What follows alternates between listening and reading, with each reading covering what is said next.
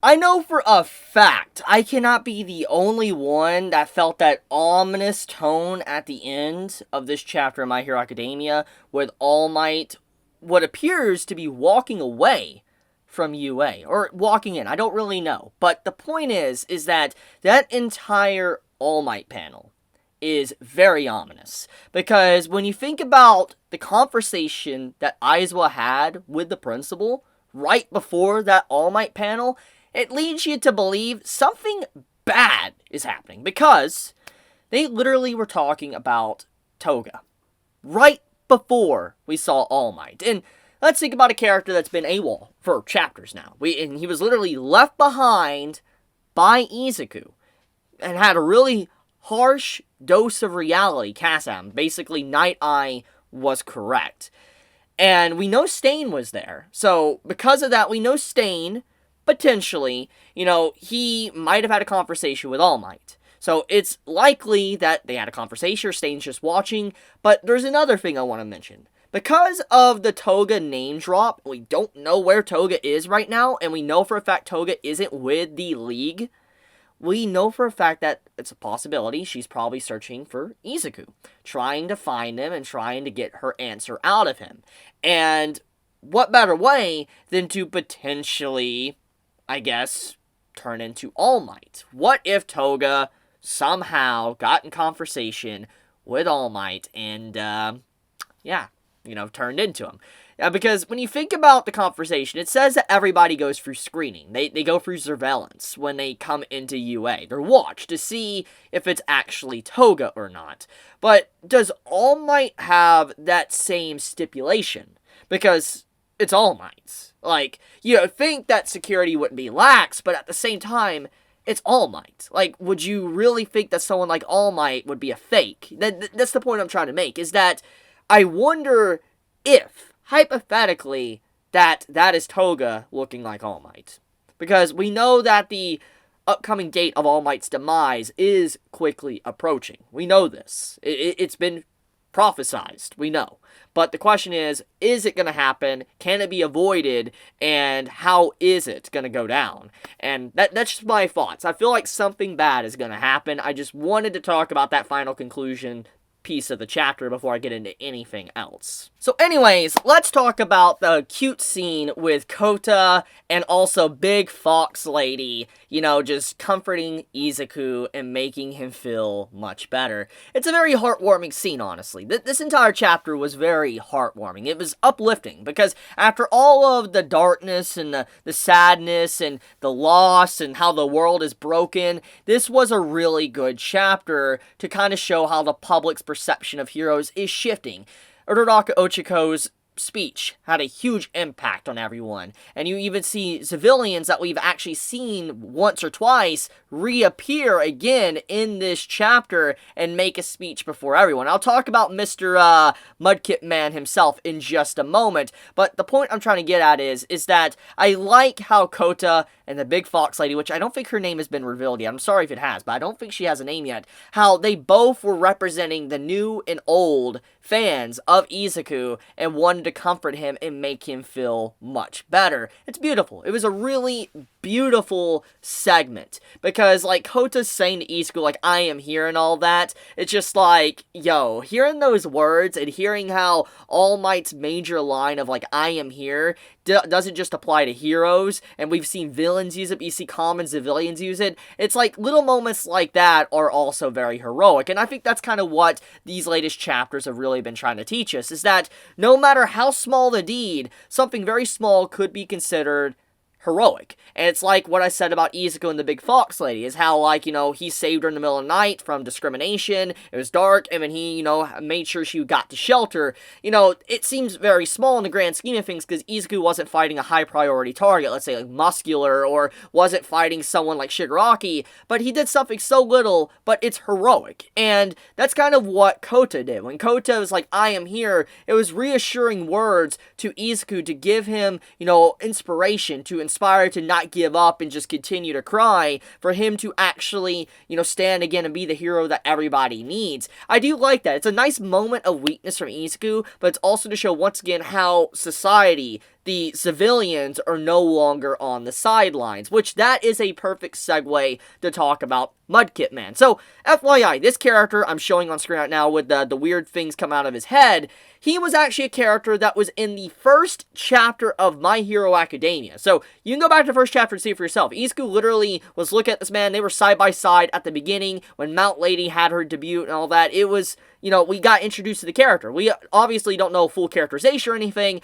but we know the character design has been around for a while. And to see him make such an iconic speech is actually something rather, I guess, impressive. It's beautiful to see Horikoshi Sensei go back to a character from the first chapter and incorporate him into the current plot and make him actually very relevant, because he's like, look, we have always been people on the sidelines. And I feel like Horikoshi Sensei was talking through the character. Like, I feel like he was self-inserting himself into that character to kind of explain what is going on, which I feel like is weird, because I feel like anyone at this point that's reading My Hero Academia kind of understands the themes, the vibes of what's actually happening within the story, but I guess, you know, he just wanted to nail it in with the character saying this is actually what is happening, this is what's going on, and, you know, kind of what Horikoshi is trying to imply to his audience that are reading the series, because the character was basically saying the very same things that all of us have been thinking for a long time, and also pretty much what Ochako said herself, but in more understanding, digestible words.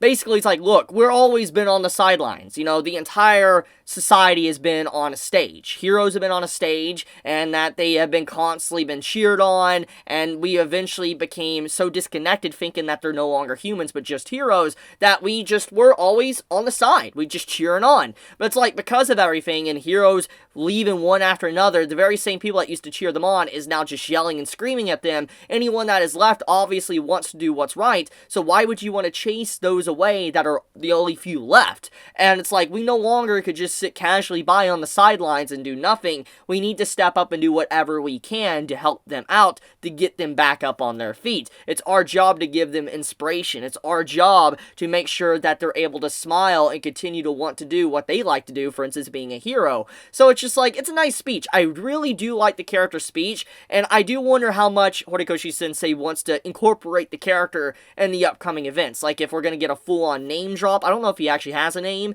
and if he's going to be relevant going forward, or if it was just a one-time usage of the character to demonstrate how he's been around for a very long time since the first chapter, and he's seen a lot, and that, you know, he's now seen what's going on recently, and that's why it's so interesting to see what he was voicing to the public.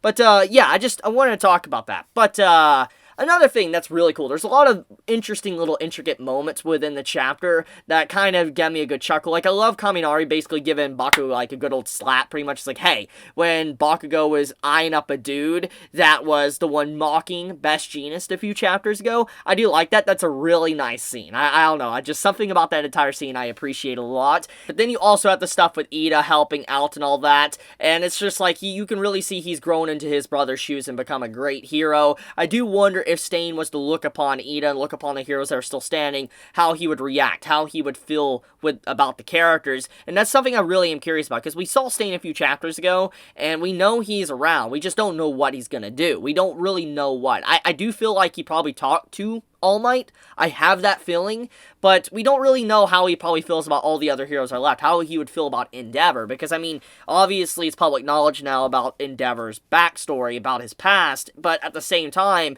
because of what Stain's beliefs are in, any hero that's probably still around at this point are definitely true heroes, regardless of their origin, and I wonder how he will feel about that. I'm super curious about Stain's mentality when we are introduced to him. So anyways, let's get into the Aizawa and the principal conversation. So we come to find out that Shirakumo, or Kurogiri, he actually has been getting talked to by Aizawa every single day, and it obviously can't be doing good on the mental state of Aizawa, because we get an update status on Aizawa and how he kind of looks. We see that, you know, his missing leg, he's got a prosthetic, and we also see an eye patch on that, and he looks really chiseled. Like, I'm not even gonna lie, like, I'm really liking Aizawa's design. Like, I really do. I obviously know he's got a huge downgrade now because of what has happened to him, but I really do like his design. It's really cool. But let's actually talk about Aizawa's downgrade.